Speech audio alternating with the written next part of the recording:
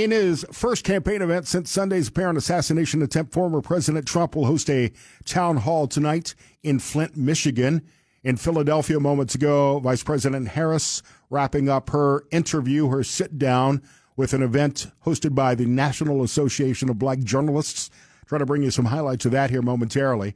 Ryan Wesley Ruth, the suspect in Sunday's incident, has now been charged with 2 gun-related charges. Additional charges could be brought as the investigation continues. That's the latest from law enforcement. Retired Assistant Director of the FBI's Counterintelligence Unit, author of several books, including Long Haul, Frank Figliuzzi is joining me on the Scott Sand Show. Frank, it's always great to have you on. Scott, thanks. There's a lot going on to talk about. All right, so yesterday I got updates from Secret Service agents, including Ken Valentine, about what may have happened on Sunday, how it could possibly be avoided in the future. Now it's kind of in the hands of the FBI to investigate the motive and the background of this attempted assassin.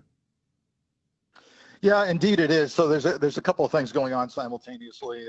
Of course, the Secret Service is going to continue to do reviews of what went wrong, if anything here, what they can do better. And of course, there'll be Inspector General investigations, congressional inquiries, where essentially they might just as well attach the first attempt at Butler, Pennsylvania, that rally, to this and look at overhauling procedure. I know the acting director of Secret Service is all over this. He truly wants to make a difference, and we're going to have to figure out whether it's a resource issue. And there's lots of things. I wrote a column just the other day at MSNBC Daily suggesting 3 things that could be done looking at this now. But between now and the election, we've got to get through this period of time safely.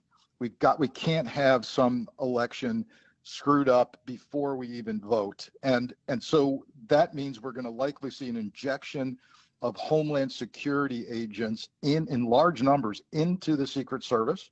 They're all part of the same umbrella organization. We're likely to see a lot of federal money being provided to local, county, state law enforcement to augment Secret Service details. And I think we've now seen the end of less security for a so-called off-the-record, unscheduled move, which is what they're referring to this golf outing as. The days of treating, a certain event less than another event are over. Yeah, I think that these off-the-record, these out-of-the-bubble events will be severely limited by the Secret Service. Obviously, if the candidate wants to do something, it's up to the Secret Service to make that safe. I mean, I remember during the Clinton campaign where Bill Clinton would just go jogging and stop at a McDonald's. Those things are nightmares for the Secret Service. It's also interesting, Frank, that you wrote about what needs to be done in the Secret Service. I've had multiple protective agents tell me the first thing that needs to be done is take Secret Service out of DHS and put it back under Treasury. Well, I strongly disagree with that. That sounds like a lot of Secret Service mentality, which is, we're an island unto ourselves.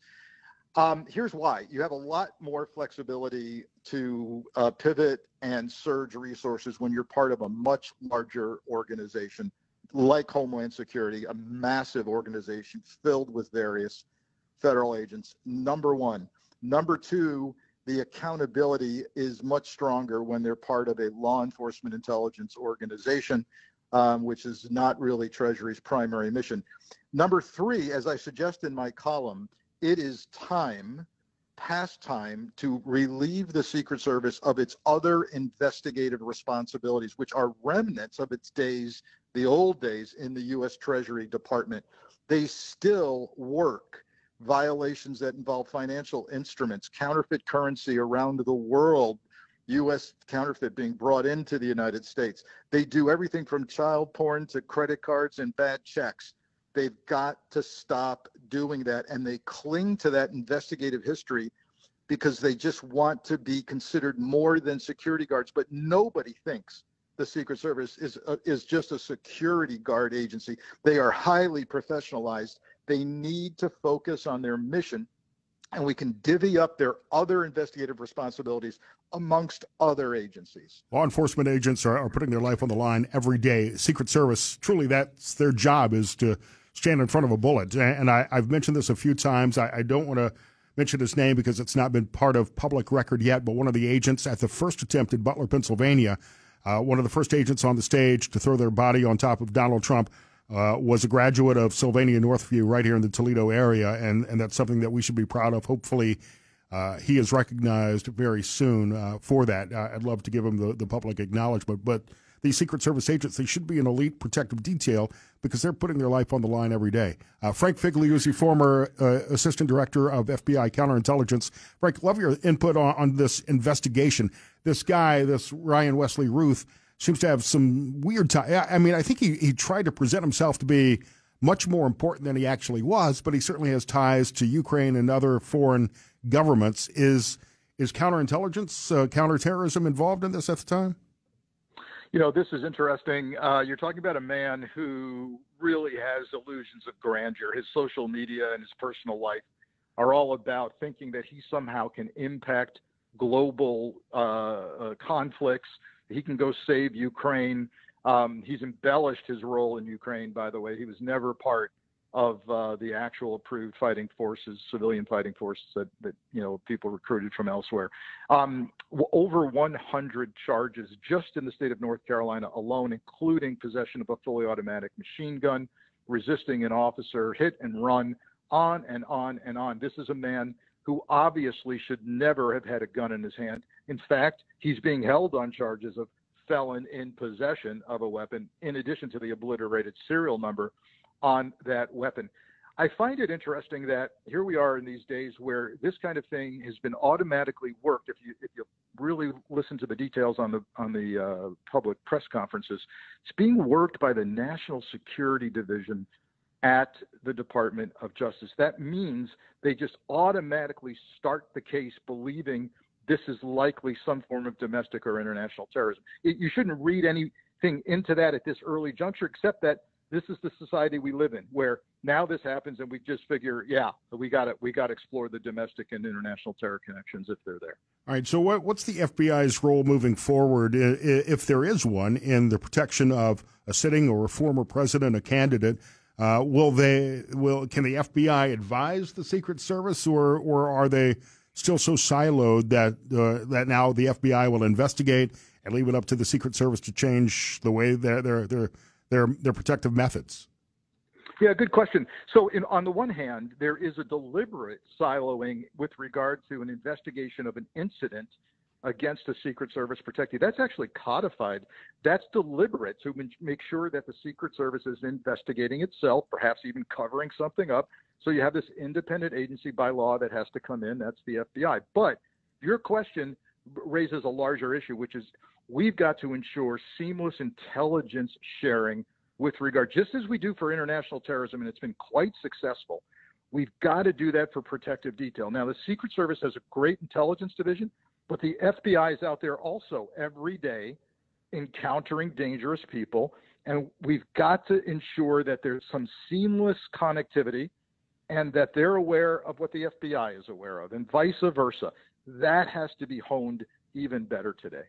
Frank, I'd love to follow up with you again as we learn more. In fact, just within the last hour, we've learned that the FBI is searching the alleged attempted shooter's home in Hawaii. This guy's got roots spread out all over the place. I think we're all going to be curious as to how he was able to stay hidden in the bushes for 12 hours without anybody doing a security sweep along the golf course. And I realize it may have been last minute off the record, but still, an advanced search, drones, forward-looking infrared technology. There are so many resources and tools available to law enforcement that could have perhaps spotted this guy before the agent opened fire on him and caused him to run away.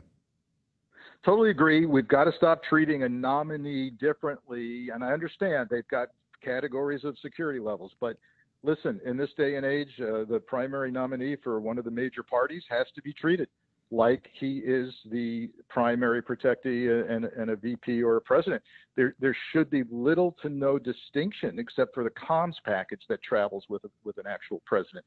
But yeah, there's too many guns. Look, 20 million assault style rifles in the United States. 31 states have open carry. Without getting into the gun issue per se, just imagine yourself the Secret Service right now saying, how do we do open air events? 20 million assault rifles, majority of states have open carry. How do we discern who's got the right, who's supposed to have that gun, who we approach, who we don't for open events. This is really an inflection point for the Secret Service and really for our society. You and I are probably going to disagree on the gun issue. However, there's no question that this particular guy should not have been in possession of a gun. Former FBI Assistant Director Frank Figliuzzi, frankfigliuzzi.com, author of books like The FBI Way and the latest book, Long Haul. Tell me about Long Haul quickly. You and I have had a long conversation about this story, but it's a fascinating book. Yeah, real quick. This is a true crime FBI story about an ongoing highway serial killers initiative within the FBI. 850 women murdered alongside our nation's highways over the last couple of decades.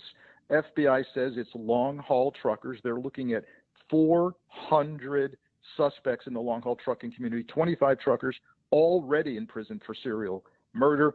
Huge Toledo, Ohio connection to this book, including an outstanding professor, Dr. Celia Williamson at University of Toledo, the expert on street-level trafficking. I rode over 2,000 miles in a big rig to learn the subculture of trucking. So if you like true crime, if you're into anti-trafficking and what you can do about human trafficking, because these victims are sex trafficked victims, this book's for you. frankfigliuzzi.com. Frank, thank you so much for your time. We'll talk soon. Stay safe.